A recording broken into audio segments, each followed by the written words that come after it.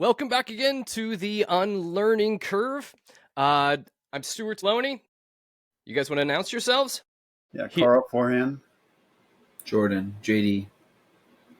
Yep, and JD. So we're all back together, but this session's a little different because if you notice, apparently I wasn't invited to this Forehand-orama, and I'm the guy out on the end here. So, yes. How are you guys? Yeah, how is it having JD now? Why are you there with Karl? They forced me to come back. I'm here under duress. No, it's been 7-8 years since I've been back to the U.S., so kind of had to come back, see everybody. There was nieces and nephews that I still hadn't seen. Yeah, just came back. It's the Lunar New Year in Taiwan right now, so I had a little bit of a break. So I figured now's as good a time as any. Come back. So you stayed out of the country long enough towards where the dude that you owed a bunch of debt to has finally died, and you don't think he's going to come after you anymore? 7 years, they reset your credit score, so... It is. It's biblical. It's the year of Jubilee. That's right. Yeah. Well, speaking of such, Karl, I know we're going to be talking about some of the worst evangelical leaders kind of in a roundabout style today, but Karl has also done the hard work of putting us in different places and social medias and other things like that. Karl, I think we have an email address now, don't we? An official email address. What is that? Yeah, so the email address is theunlearningcurvepodcast and at gmail.com. I'm sorry it's so long, but all the other ones were taken. There's a couple of unlearning curves out there that never amounted to anything, it looks like. But they took all the email addresses and stuff at one time or another. So it's the Unlearning Curve podcast at gmail.com. We are also on YouTube. If you use the @ sign, it's the same thing, the Unlearning Curve podcast. I think you'll find it on a search, pretty easy. But we've started our YouTube channel, so the video of this goes out to that. Also, we're on Podbean and all the other ones that I could hook up with as quickly as possible. If you find one that's we're not on, please let us know.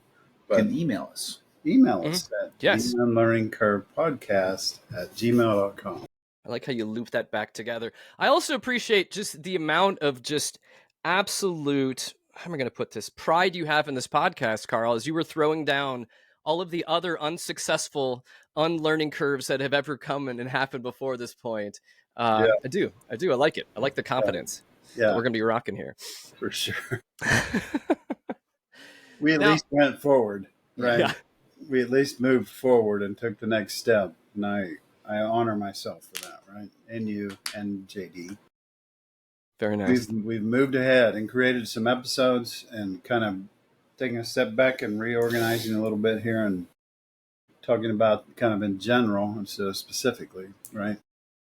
Well, I love that. I love all the love that you're sharing here for what we're going, because the topic we're going to be talking about in kind of just I think we're just doing this in a wild round of just talking about whatever the heck we want to talk about within this. But Karl, you'd mentioned that we're going to be speaking of the nominees for the worst evangelical or religious leaders.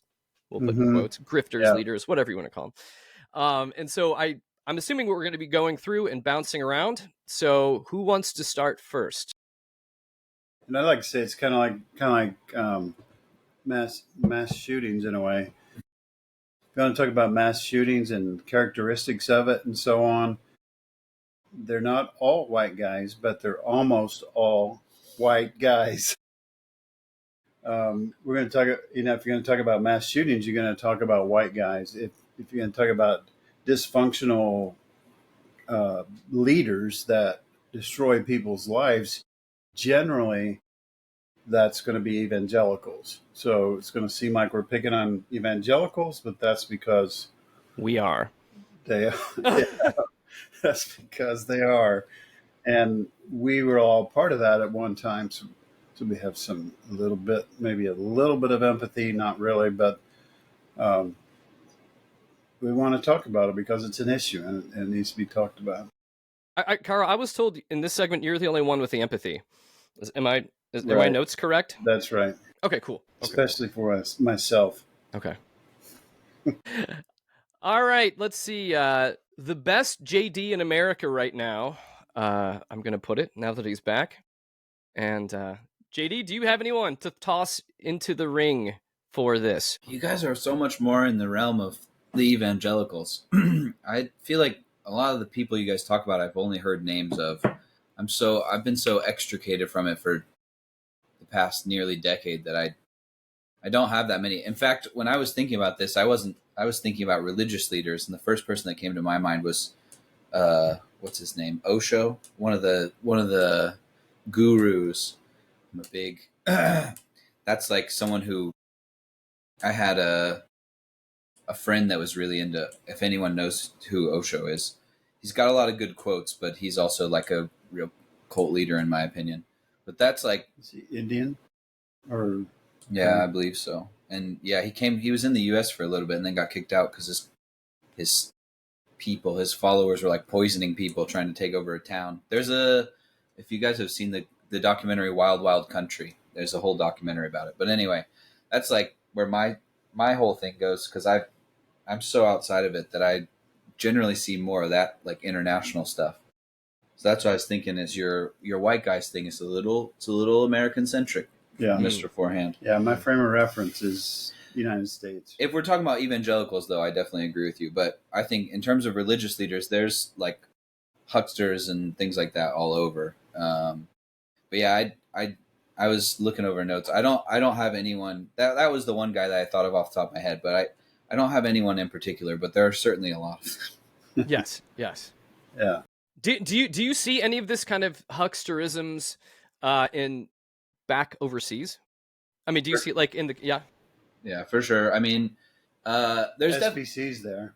Yeah, there's evangelical stuff there. It's just not as prominent. But yeah, and there's no like, because it's a minority religion in Taiwan, which is where I think Christianity does the best because people tend to be nicer and not as domineering.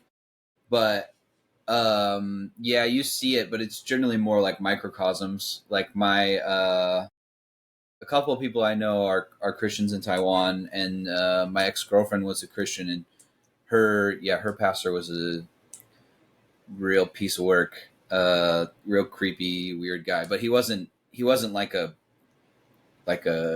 giant mega pastor or anything. It was a small, group of 10, 15 people. So yeah, in terms of evangelicals, I have less of that, except for just like small people. I don't have like big, well-known names. Yeah, people that are spreading across a whole country or across a region or something. With the other religions, it's like it kind of tends to be more faceless. Like there with the Taoism and Buddhism and stuff, there's definitely like graft and stuff that happens, but it's less behind like one figure and more behind like a certain temple or something like that. So, but yeah, it definitely exists. It's not. There's certain aspects that are, I think, unique to evangelicalism, but I think in general, it's a problem of hierarchies and power dynamics that you can recreate with any mantra or religious ideology that you want. I do think you bring up a great point too, that one thing that we do miss, Karl. I know we're talking about all the stars of shit that we're talking about here, but there's plenty of small people out there that are just as horrible in their tiny congregations, and those folks get overlooked. Those are the forgotten grifters or abusers, and we'll just shed a tear for them, because I know just for them out there that are listening, just know that we're thinking of you, even if we don't mention you by name. We love all you manipulative, cold-hearted, controlling little pastors that don't get recognized anywhere. Mm-hmm. Here's to you. It is because two middle fingers can make a cross. We can do that to them. Yay! Yeah. So, Stuart? I have a question for you. What does it for you? What? Because you know a lot of things about a lot of evangelical big name stars and so on, like you mentioned before. But what is it that just makes them unbearable? I mean, there's all kinds of things wrong with all kinds of people in different circles and so on, little, big, and so on. But what are the main things that really you go, this is something I need to risk, being yelled at and things like that to get that out there and talk about them? What's the most important? Um, Most important. I can rattle off a few just off the top of my You, head.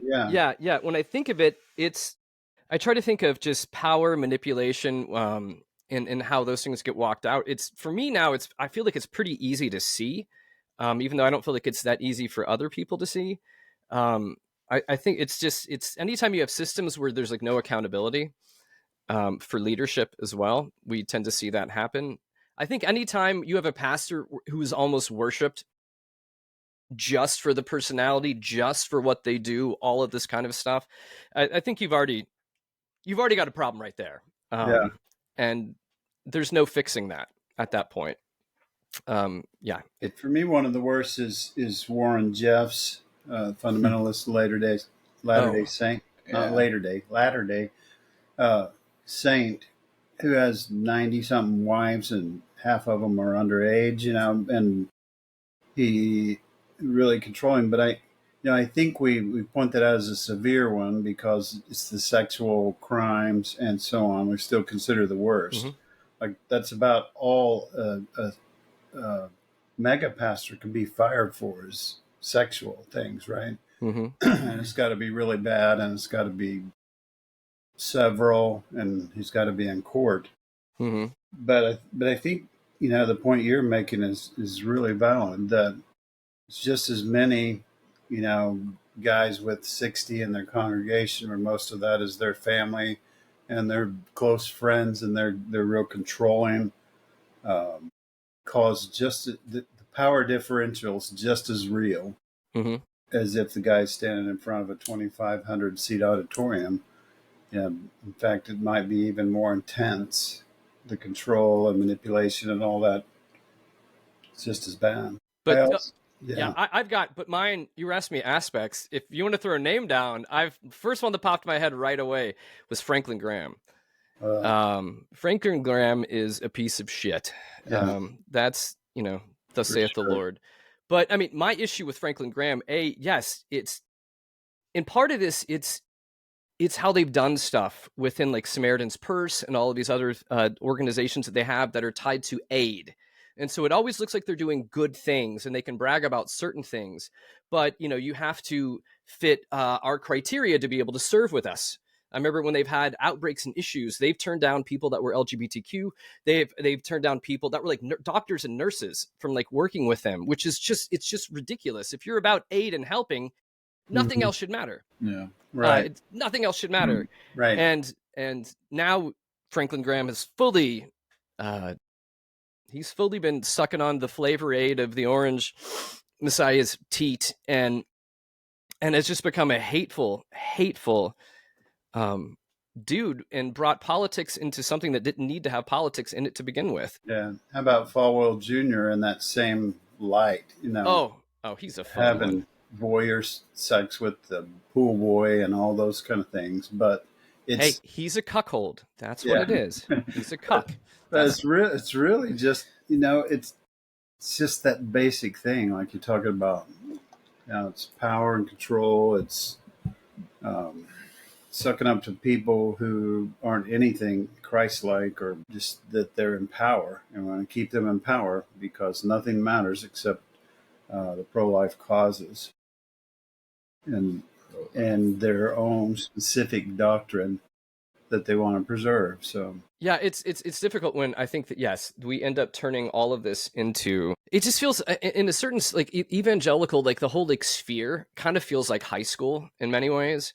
I mean, you've always got just these pastors trying to one up themselves, get more books deals, get all of this, and continue to move into this thing to make a bigger name for themselves, because they'll end up saying, "Oh, but it gives me a larger platform to share the gospel." Which is a lie. It just gives me a better platform and more followers and more blah blah blah blah blah. And it's all about self-aggrandizing, and it's not about. It's never. None of this has anything to do about Jesus. Jesus is just a prop to sell a product.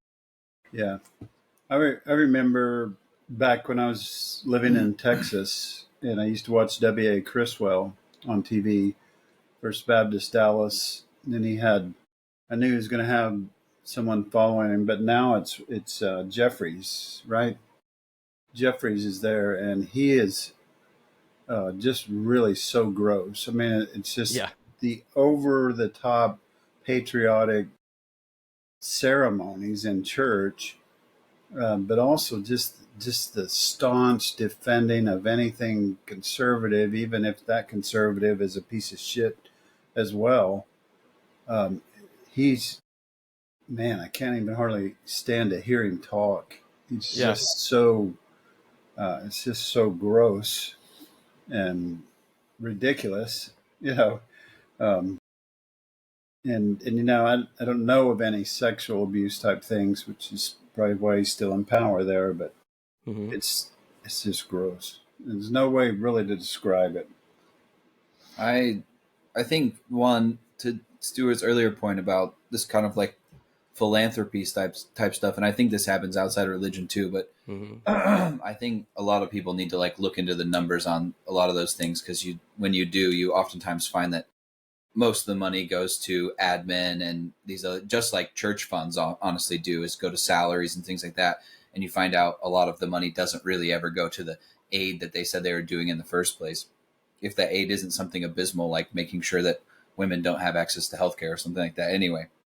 But uh yeah, I mean, it's there was something else I was going to say, but just that I think along that same vein, I hope that there's a pretty strong movement to get a lot of these churches 501(c)(3)s revoked, because if you're going to go up there and talk about politics, absolutely fine, you have the free speech to do that, but you don't Mm-hmm. as a religious organization. Yeah. So I think Yeah. I mean, under Trump, how much of that is going to get done? Probably not very much, but I hope that I see an effort to do that, because again, I'm all fine for people saying whatever stupid asinine thing they want to say, by all means, but you don't have the right to do that under the auspices of your religious organization. Like, Mm-hmm. pay your taxes and shut the fuck up. We've got one of those churches in an hour from here that got the gay pastor fired from the library board just because he was gay. They have a separate political Facebook page that literally tells people who to vote for. And so complaints have been filed with the IRS, but so far nothing's happened. It's slow, and the IRS has been Probably largely won't. gutted. So Yeah, and they're trying to take over local school boards, and again, none of this has anything to do with like anything biblical. yeah, Like in what Christ is trying to lay out. I mean, I think the way we've said this before, but our churches turn into being a product that people go and consume, and then go back to their normal lives because they feel good. They did their little God check mark of the week. God's not angry at me. I can go do other things. And I think some of that is where the hypocrisy begins, and how you can have a disconnect, and how you can have these leaders that end up becoming like worshipped on a stage, because there's also there's a disconnect in all of this. In my mind, like a church should be a place where we come and you challenge people to go and live out whatever this means in their own space, and then go and do. But that's messy as hell, and they don't yeah, want that. We need our Christian propaganda every Sunday. it's a show too. Mm-hmm. It's a big thing. So I go and it's a passive. I go and see my show, and I pay my money to go see the show, and then I can pat myself on the back and feel like I'm better than other people. we're right, and God is on our side.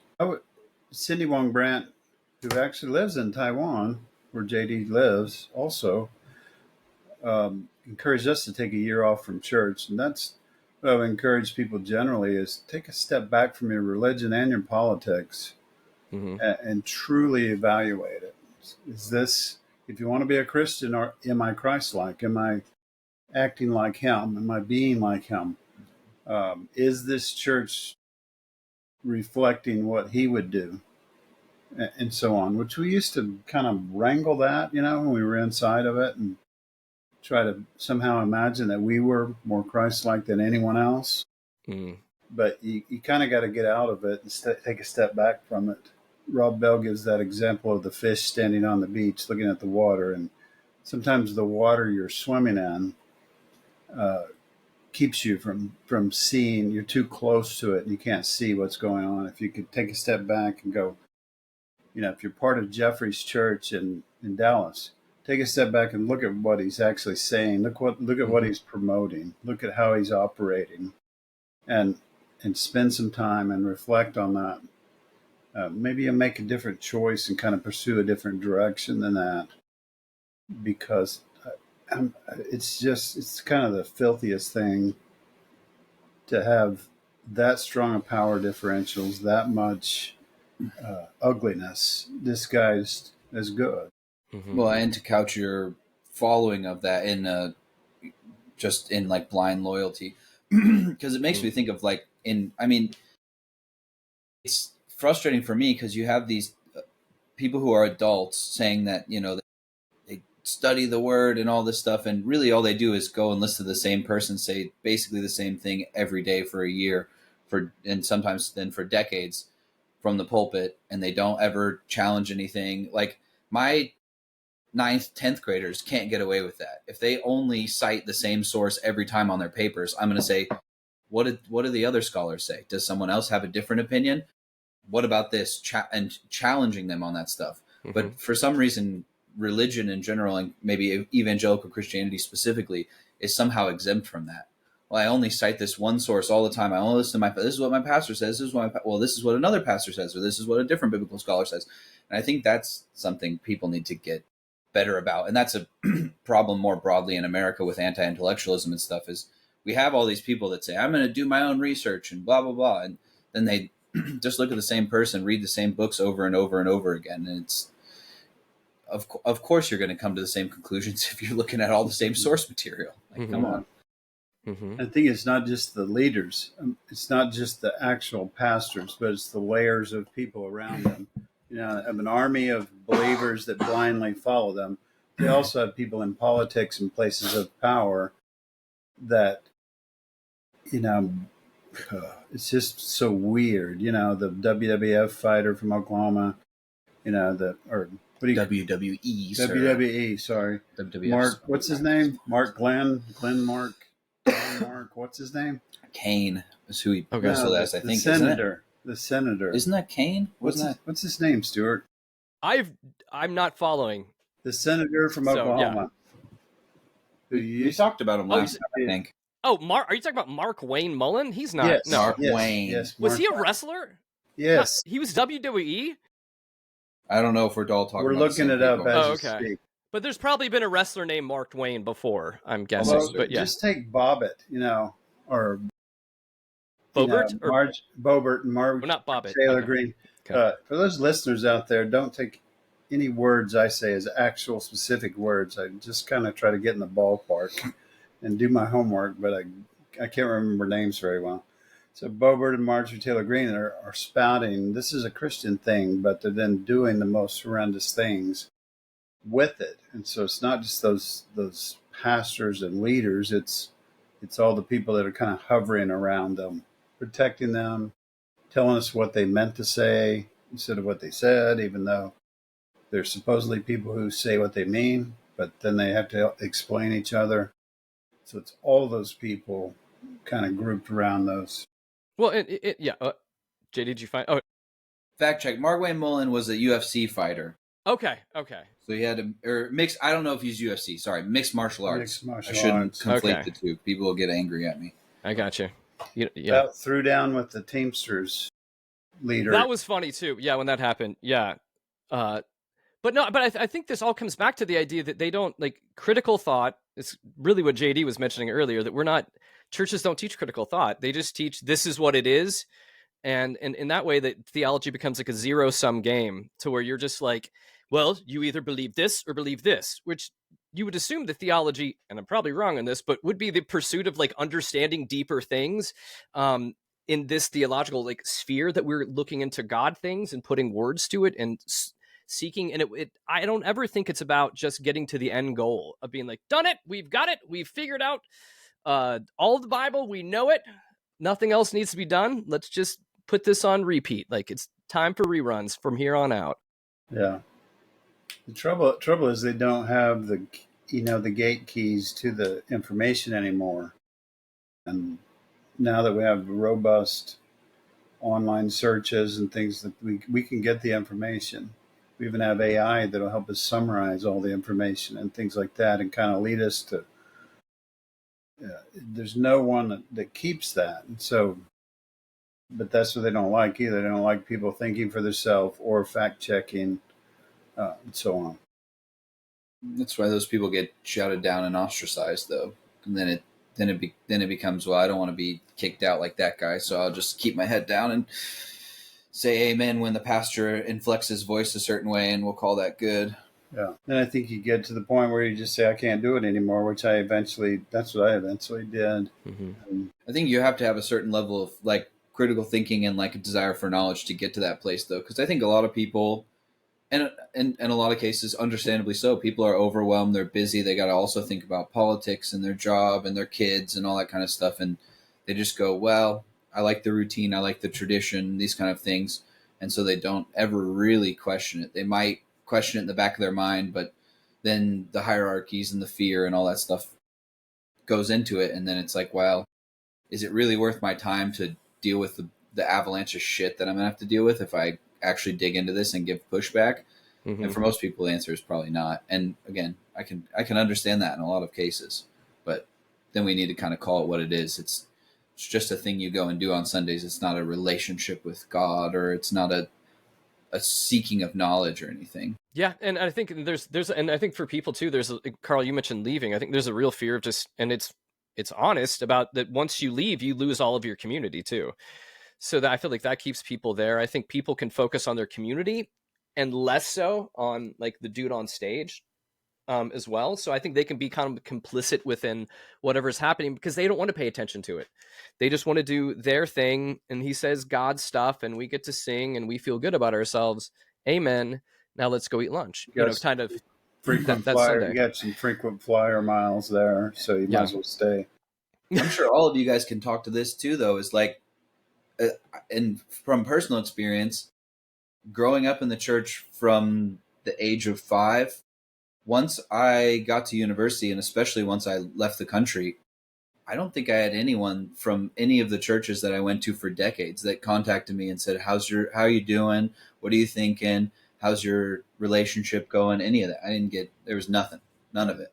You get an occasional like birthday wish, but if this is the most important, like you have to, in your eternal soul is at stake. You would think these people who say that this is their life's work and it's the thing that they care most about could send a message on Facebook to be like, how are you doing with studying the word, or you going to church, or whatever it is. I haven't had any of that. I mean, the only person I talk religion with outside of the context of like Taiwanese religions with my friends is like family. Basically you and mom. Yeah. They're the only ones that ever talk anything. And that was mostly us arguing about it's kind of a cult. But anyway, like it's just, I don't know. It's always kind of been shocking to me because you grow up with it and you hear that it's everything. And then it kind of turns out that outside of the context of the couple hours you spend at church on Sunday, I don't know that people actually really care that much. Mm-hmm. They only care in so much as it gives them power over other people. Yeah. And that might not be true. I'm certain there are people that it does give them some sort of relief or whatever, or connection and things like that. And I understand those things, but for the people up in the top, the upper echelons of the hierarchy, it rings pretty hollow when, the couple interactions I've had with certain youth pastors and stuff that we used to go to churches with, the only interactions I have is giving them mild pushback, and they just make some snarky comment and never talk to me again. It's like, mm-hmm. Yes, we're going to have to part ways. Yeah. If a 20-year-old who is like barely out of university can mildly critique your faith and you lose your shit and then can't ever rebut anything or come back and try to have a conversation, your faith's pretty fucking weak, in my opinion. Yeah. You're saying this hypothetically, right? Yeah, I'm definitely not talking about any specific interactions that I could pull up the notes from Facebook on. I definitely don't have receipts of this stuff. No, but I have been there too. I mean, yeah. I've been there in those times where questions were not welcome, And it's funny too, because I can even think of like back in like as a kid and even middle school and stuff. I remember like sitting in Sunday school and asking questions and being like, no, like don't. And it wasn't like it wasn't even because I can have a penchant for being an asshole and asking questions, but this was not one of them. I don't think I had fully like gone through my asshole puberty, so I think I was more just generally like, tell me, I want to know. Didn't Yeah. sound right. And they're like, too much. Yeah. You don't want to pull at those threads too much. Things start to unravel. Especially with, and this with the hierarchies and all the stuff we're talking about, and this is true of cults and stuff like that too, is there really aren't that many knowledgeable people, because all you have to do is pay fealty to the person above you. And that's pretty simple. And it gives you the access to power. And so you just repeat that over and over again, and you gatekeep and make sure that people don't ask those questions, and then you maintain your position. But if you actually have to answer the tough questions about theology, or is this translated correctly? Why are we using this? Well, what does the Greek say? What does the Aramaic say? Or when was America great? Yeah, if you want to get into politics, there's a lot of conversations about that. But yeah, I see it similarly. It happens to me when we talk about history, or if I have debates about psychology as well. It's just like, okay, well, where are your sources, and why is your interpretation like this? Have you looked at these other sources? And you quickly find out who is actually knowledgeable and who's not. And the vast majority of people in the kind of local or regional evangelical churches are not very knowledgeable, and I think that's a big reason why that they have those pushback. Because I think I probably started down the to use your phrase, asshole puberty sequence pretty early, because I got tired of it, and I think maybe to some degree I realized that there were more eyes on me as a pastor's kid and as a teacher's kid, but I also realized that I kind of had, like, by default, like, kind of that access to power, so I was like allowed to get away with more of it. So I would kind of push back in Sunday school and stuff.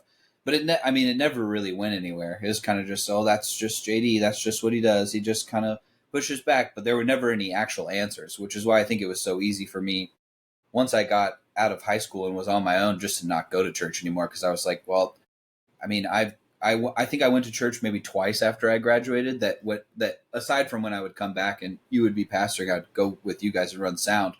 But I went to a couple churches, and it was just either people arguing about like asinine stuff, like when we went up to Taipei, that frustrated me. Just people arguing about nonsense, and then, or it would be I would push back on something or ask questions about something, and it would kind of just get shut down or ignored. Mm-hmm. And I was like, okay, well, I could ignore my own questions by myself. I could go watch a YouTube video and get more in-depth knowledge or discussion by myself. So why am I going to come here and you're going to guilt me into giving 10% of my money to a church who I don't know where your funds are going, and I really don't like the personality of 90% of the people here, and it's all cliquey, high school, like, to mention what we were talking about earlier. So I think that was part of the reason why maybe I started early, and it was really easy for me to just be like, I don't need any of this stuff.